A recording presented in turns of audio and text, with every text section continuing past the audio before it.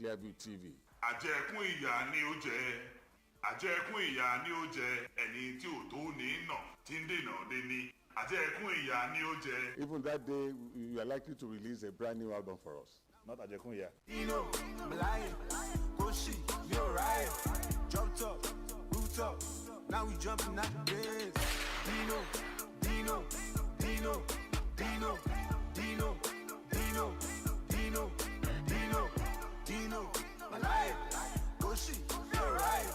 A moment with Odion Bello comes your way on Instagram Live, ClearviewTV_NG, every Saturday at 12 noon. Join us.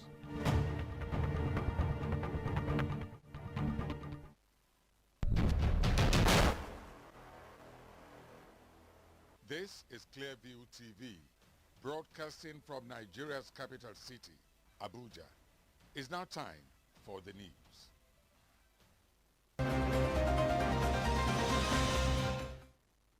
Pastor Sage Ize-Iyamu has collected the expression of interest and nomination forms of the governorship ticket of the ruling All Progressives Congress (APC).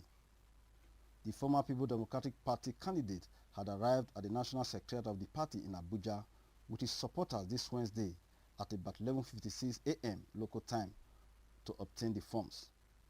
He was accompanied by other aspirants including General Charles Ariabere, retired, a former Minister of West, Chris Ogewanji, former House of Representative member Ehiozuo Agbonayima, in a show of solidarity. Pastor Ize-Iyamu was received by some of the party's national officers, including the APC National Vice Chairman, South Hilliard Etta. In a statement made available to newsmen through his campaign organization and signed by the Director of Communication and Media, John Mayaki, Pastor Ize-Iyamu said, and we quote, "By obtaining the form today, we have formally placed our name on the party's ballot for our interest for our internal primaries next month. It is another great stride, and we are thankful to the other aspirants who have joined us today to offer support. There has been efforts to cause disunity in our party and pitch people against each other by those who have sadly embraced politics without principles and are openly rebelling against the leadership of the party because they believe they have absolute power. But as it is clear from today's event, Edo APC is united, and these deviants may have a very loud voice, but they don't represent the majority. Everyone here may have a personal ambition, but we are bound together by the common desire to fast-track transformation of our state through a transparent, effective, and accountable governance that will improve the living standards and social well-being of our people. And we all recognize that it cannot happen unless we dislodge the present administration that has failed these great people and the people of Edo State. An accepted truth is that Edo State needs a government that is alert, proactive, and prompt, not one that has scant regard for the rule of law and seeks to gain an unfair, undemocratic advantage through the manipulation of serious matters of public health." End of quote. Clearview Television understands that the former secretary to Edo State government emerged on Tuesday night in Abuja as a consensus candidate of the Edo State APC faction, loyal to the party's national chairman Adams Oshomole. The Edo State governorship election is scheduled to hold on September 19, 2020.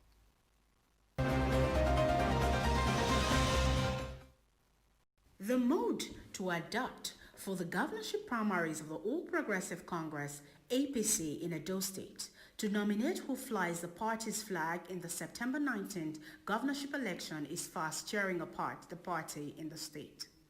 The dice is cast while the camp of the National Working Committee of the APC wants direct primaries for the June 22nd Congress. A faction of the party loyal to Governor Obaseki prefers the indirect primaries because of the relevance of COVID-19. From all indications, the People's Democratic Party is set to take advantage of the internal crisis in the All Progressive Congress to get back to the government house. When two brothers fight, a stranger reaps the harvest. Perhaps that is why the leading opposition party is busy tidying up loose ends in a bid to return to power. The only thing that we are out for is winning the governorship election on September 19th, 2020. Call it a sprint or a relay, The aspirants for the Edo State 2020 governorship election are on the mark and are ready to go. Less than a month of the primaries. The ruling APC is still divided against itself. While the camp of the national chairman of the party insists on direct primaries, Governor Godwin Obaseki's camp prefers the indirect primaries, citing the prevalence of the COVID-19 pandemic. Obaseki's demand to say that he has earned a second term, he demands it, it is not negotiable, it's undemocratic. Let him submit himself to the approval of the electorate, of the people, of the party members, if he is so confident that he is in charge of the state and that he has done creditably well. There is nothing like right of first refusal in the constitution of our party. We are calling for indirect primaries. Oshomole is wanting to create the same problems that he created in Zamfara. He wants to create it in Edo State because he's working for the PDP.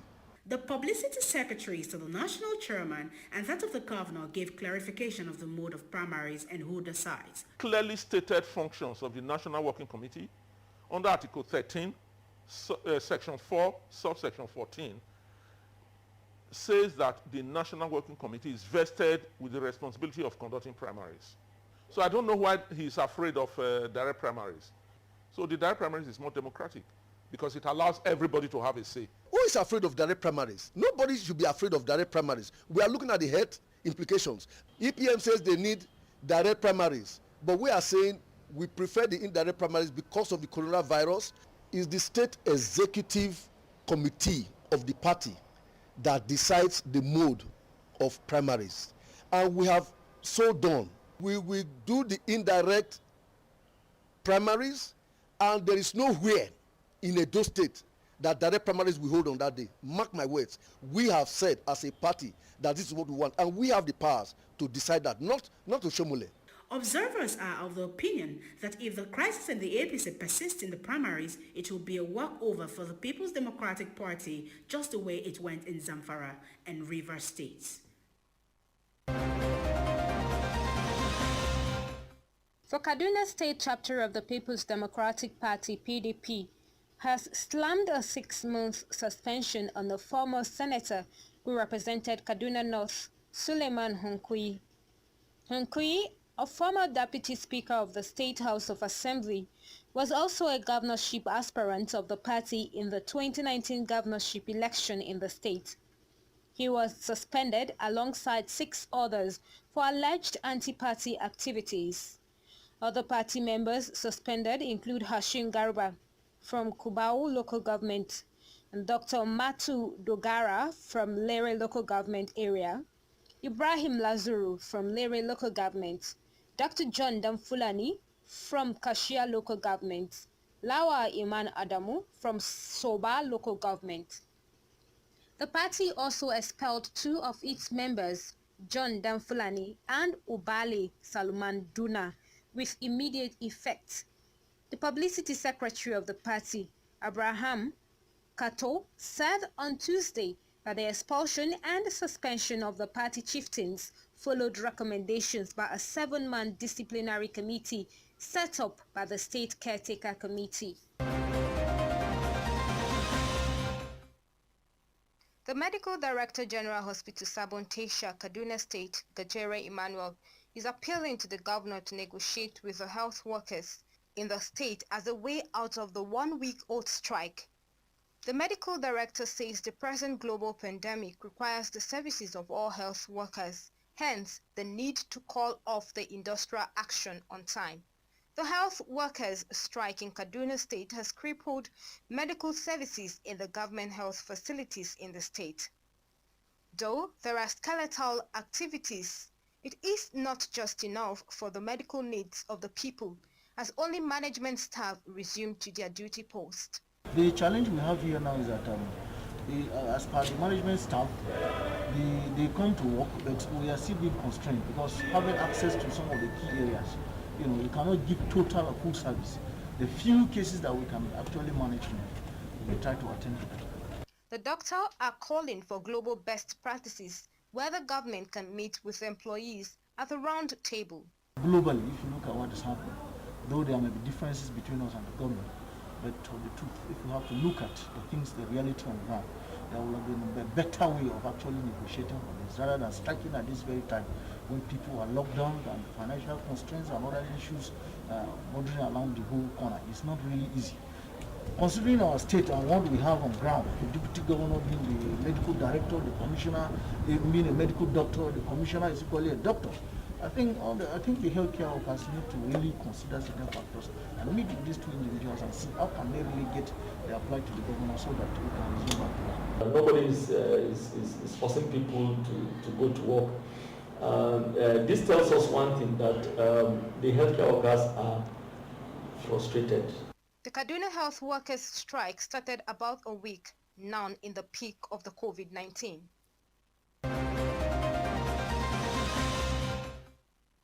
Katsina State Governor Aminu Bello Masari has extended the total lockdown of the state metropolis, Dora and Patagara local government area, with effect from 7 a.m. of Wednesday, May 26, 2020 until further notice.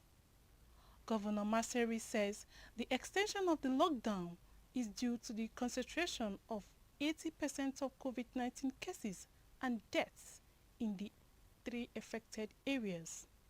Giving an update of the COVID-19 prevalence in the state, the governor said over 300 active cases are currently in the state, with 51 patients treated and discharged.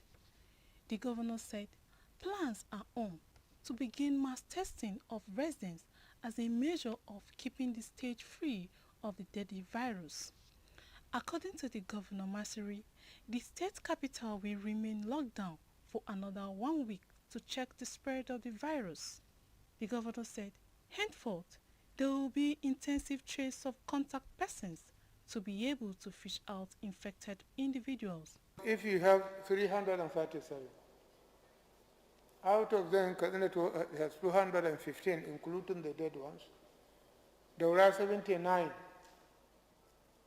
So you can safely say about 294 are from these 2 local governments.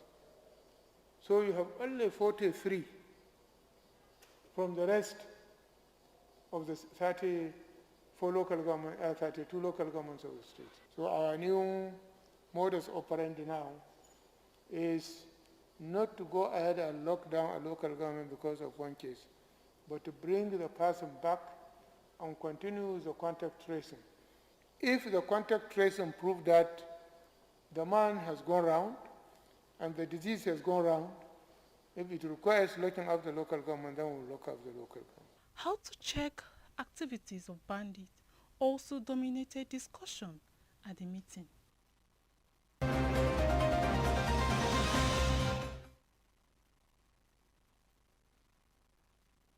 The chairman Imo State COVID-19 Task Force, Professor Maurice Ihu, says the 26 reported cases of COVID-19 infections are persons on transit and were intercepted at the boundary. Addressing newsmen on the development, Ihu said stiffer measures will be put in place to check persons coming from other states to Imo State.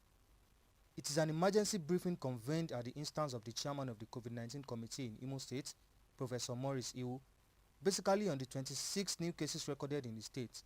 Professor Ihu explained that the cases are people on transit and were intercepted at the boundary.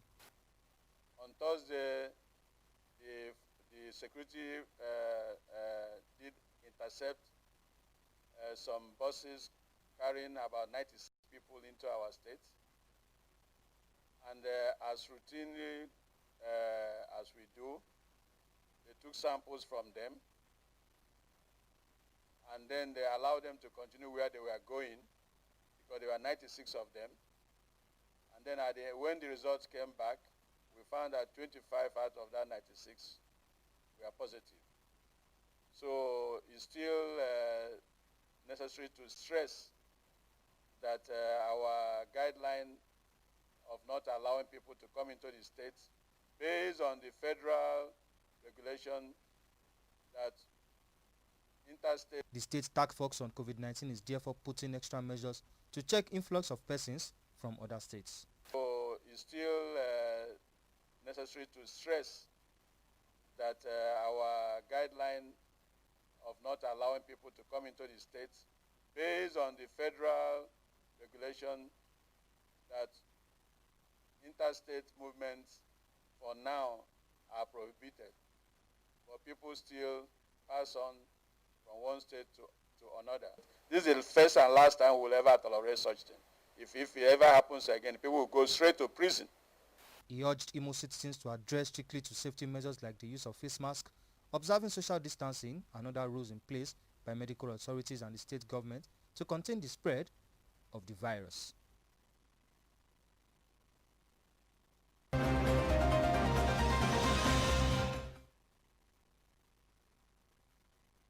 Despite the economic impact of the COVID-19 lockdown on the major resources available to the Cross River State government, there will be no cuts in salaries and allowances of workers in the state.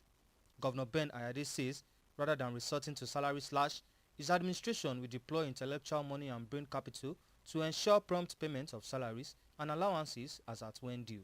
Speaking in Calabar, Governor Ayade acknowledged contributions of workers in the state to his administration development agenda, and as such, the government will reciprocate by ensuring prompt salary payments and better welfare for them. The governor therefore called for better relationship between workers and his administration to meet the needs of the people. And I know the pain, and that's why as many states are doing salary cut, Cross River State will not do any salary cut. Civil servants will continue to earn their full salary. God will give me the way and manner to continue to sustain it. I do not believe in the cutting of salaries as post-COVID-19 response as a government. Instead, let the government develop its capacity to source by tasking her brain and using intellectual money or brain capital to source funds to pay salaries, as opposed to cutting salaries of civil servants, whose circumstance is already very, very challenging. While some states had commenced a downward review of salaries of their workers due to the economic impact of the coronavirus pandemic, Governor Ayade reassured Cross River workers that they will continue to earn their current salaries and allowances in full.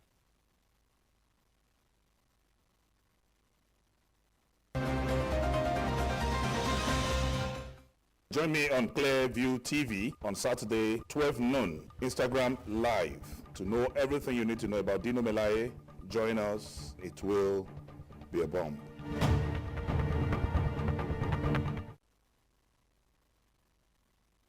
This is the one and only Dino Melaye. You want to know more about him?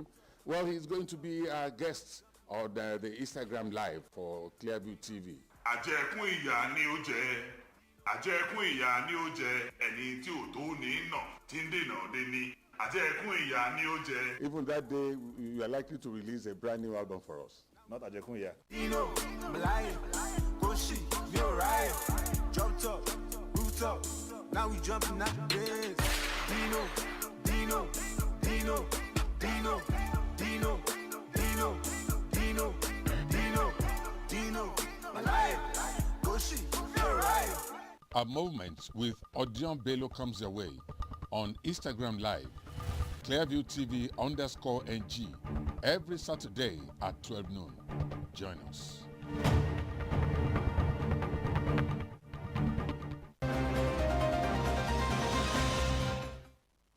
The Niger Delta Development Commission, NDDC, says the invitation to appear before the National Assembly Probe Panel over the allegation of 40 billion naira expenditure is a ploy to frustrate the ongoing presidential forensic audit of the agency. The acting managing director of the commission, Professor Keme Bradikomo Pondi, stated this while briefing newsmen in Port Harcourt, said the 2019 budget was frustrated by some powers that be at the National Assembly. The acting managing director of the Niger Delta Development Commission told newsmen at a press briefing in Port Harcourt that they are being frustrated by the National Assembly Committee on NDDC, who is inviting them at the middle of the forensic audit initiated by the presidency. Professor Pondi expressed worries over the inconsistencies in the 2019 budget, which he said is characterized with budget padding. The unwarranted probes that they have gone to bring up is to make mockery of the forensic audit. We got a letter from one of the committees of the National Assembly asking the forensic auditors to be part of our team to appear before their probe. Most of the documents that they're asking us to bring for those phantom probes are things that we have already given to the forensic auditors. That's why they're asking the forensic auditors to join our team. I don't think I have the powers to command the forensic auditors that I did not appoint. The professor also cleared the air about allegations on the award of road contracts by the Commission. Almost 500 new projects were added to the budget. And the appropriation was done in such a way that meaningful projects were appropriated very little sums of money. For example, we have commitment to the partnership with the IFAD, a program like ND. The counterpart funding for 2019 is 1.32 billion. But what was put for all the counterpart programs in agriculture was 150 million. The only contract is that on COVID intervention approved by Mr. President himself. We have been paying for historical contracts, debts that the agency has incurred over the time. And we got a letter from the National Assembly now asking us not to pay for these road projects that we had exceeded the threshold.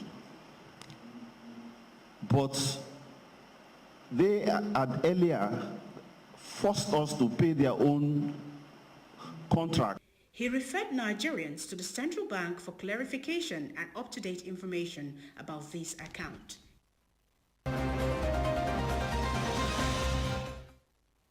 Traders at the popular Obogonogo market in Asaba, the Delta State capital, are now counting their losses. Reason: an early morning fire outbreak had destroyed several goods and property worth millions of naira. During a visit to the scene of the fire incident, Governor Okowa ordered a full-scale investigation with an assurance that affected traders would be assisted to return their businesses despite the losses incurred. This is the scary state of the Obogonogo market after it was engulfed in an early morning fire outbreak. Mostly affected is the tailoring material section of the market. Though the cause of the fire is yet to be determined, there is a higher suspicion that faulty electrical connections are to blame. Most of the traders are already counting their losses.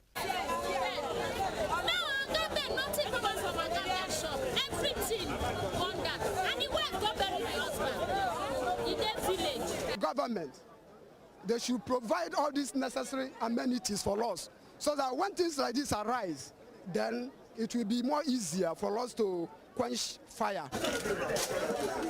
Governor Ifeanyi Okowa, during a visit to the scene of the fire incident to assess the level of damage, assured that the state government will do all it can to assist affected traders. I have directed that the chairman of that section of the market should be able to get to us today the documentation of those who own market stores in that place, while we also cross-check with the documents of the local government council so that we know how to offer assistance in terms of palliative to enable them get back to business. But apparently they have been very badly affected.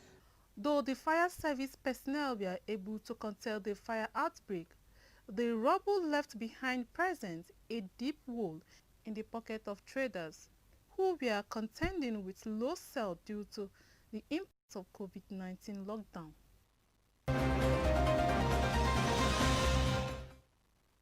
The comptroller said that it is the largest single seizure of such made in the command in the history of customs. The custom boss said that the seizure were carried out by his men after 3 days of surveillance based on intelligence reports. If not because of the doggedness of our officers and credible intelligence, you can imagine this volume of cannabis entering Nigerian markets. You can imagine the damage it will have done to our society. Some suspected smugglers on sighting customs personnel escaped by jumping into the sea. The comptroller said that the goods suspected to be coming in from Ghana had passed through other countries before arriving in Nigerian waters. This is time of a sober reflection for all of us to sit down and look at it. Imagine having a billion naira in your village. If a billion naira is used to establish a farm settlement, most of them, I'm sure 90% of the youth will not come to Lagos or go to Abuja for anything. They will be gainfully employed, or in my village. So, based on that, my advice is that they should stop and desist from this illicit trade. A breakdown of the seizure made so far this year include 1,816 bags of rice, cartons of poultry products, and bales of second-hand clothing. The presidency has described the recent claims that President Muhammadu Buhari has cancelled 150 memos authorized by his late Chief of Staff, Abba Kyari, as fake news. ClearviewTV records that reports had claimed that the president was investigating some of the memos and appointments made by his former Chief of Staff. However, the president's senior special assistant on media and publicity, Garba Shehu, has denied the reports. Shehu said the attention of the presidency has been drawn to media reports alleging that President Muhammadu Buhari has cancelled a number of memos and appointments signed off by his former Chief of Staff. Not surprisingly, these reports have quoted unnamed sources. There is not a grain of truth in these reports, and Nigerians should please ignore the insinuations behind them. President Buhari was duly re-elected by Nigerians in February 2019. He was not and will never cede to anyone else that power and trust given to him by the Nigerian people.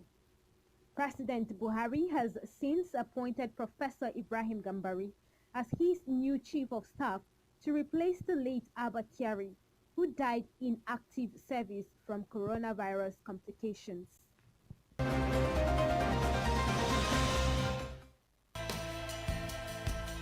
Watching Clearview TV. Don't touch that, Mr. Ru. Mr. Legbegbe said that. Oh, Lord, God bless you. My name is Olariwaju Torusheju, popularly known as Ambassador Wahala. You are watching Clearview TV. Don't touch the dial. If you touch the dial, all you need to do is to increase the volume.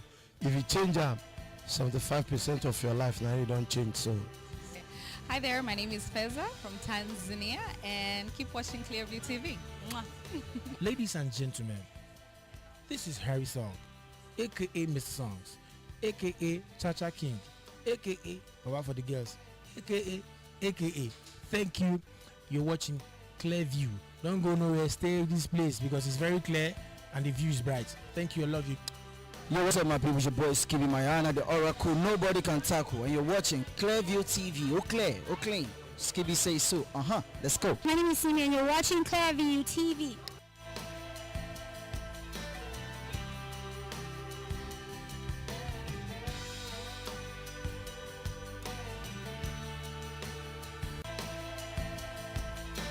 I'm very delighted. I'm happy to be at Clearview. Like the name implies, everything is quite clear here. I enjoy all Nigerians to continue to enjoy the very clear opportunity of broadcasting. And I said, Clearview, well done, please keep it up. Clearview is it. Don't change that channel. Enjoy it.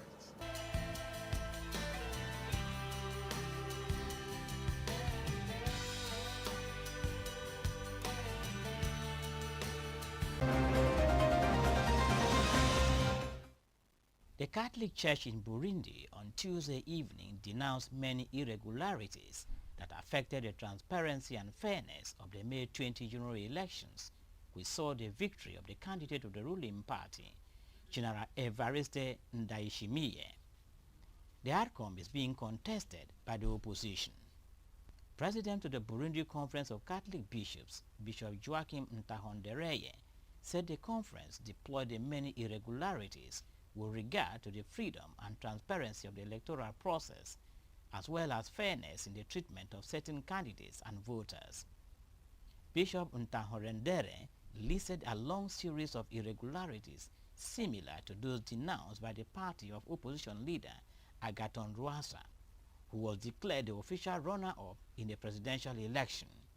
The Catholic Church deploys in particular the coercion exercised on certain proxies to sign in advance the stuffing of some ballot boxes, the voting in place of the deceased and refugees, multiple and therefore invalid proxies, the fact that there were in some polling stations voters who voted more than once. It also condemns the exclusion of proxies and observers from the places where their votes are counted, the intimidation and coercion of some voters by administrative officials who accompanied them to the polling booths, and the intrusion of unauthorized persons into the counting stations. The bishops noted that the irregularities will be prejudicial to the final results to be proclaimed by the Constitutional Court on June 4. The Catholic Church, the largest in Burundi, with a population of about 11 million, deployed 2,716 observers on polling day. On Monday, the Burundian Electoral Commission declared the candidate of the ruling party, Evariste Ndayishimiye, the clear winner of the presidential election with 68.72% of the votes, far ahead of Agathon Rwasa, who was credited with 24.19%. If the opposition's appeal is rejected, Ndayishimiye will be sworn in August for a 7-year term, renewable once at the end of the outgoing president's term.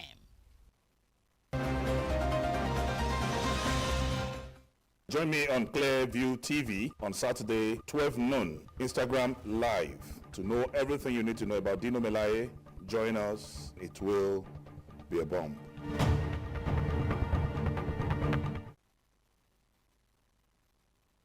This is the one and only Dino Melaye. You want to know more about him? Well, he's going to be our guest on the Instagram Live for ClearviewTV. Àjẹkún ìyà ni ó jẹ. Àjẹkún ìyà ni ó jẹ. Ẹni tí ò tó ní nà tí ń dènà dé ní. Àjẹkún ìyà ni ó jẹ. Even that day, you are likely to release a brand new album for us. Not Àjẹkún ìyà. Dino, Melaye, Koshi, you're right. Jump top, root up. Now we jumping at the beds. Dino, Dino, Dino, Dino, Dino, Dino, Dino, Dino, Dino, Melaye, Koshi, you're right.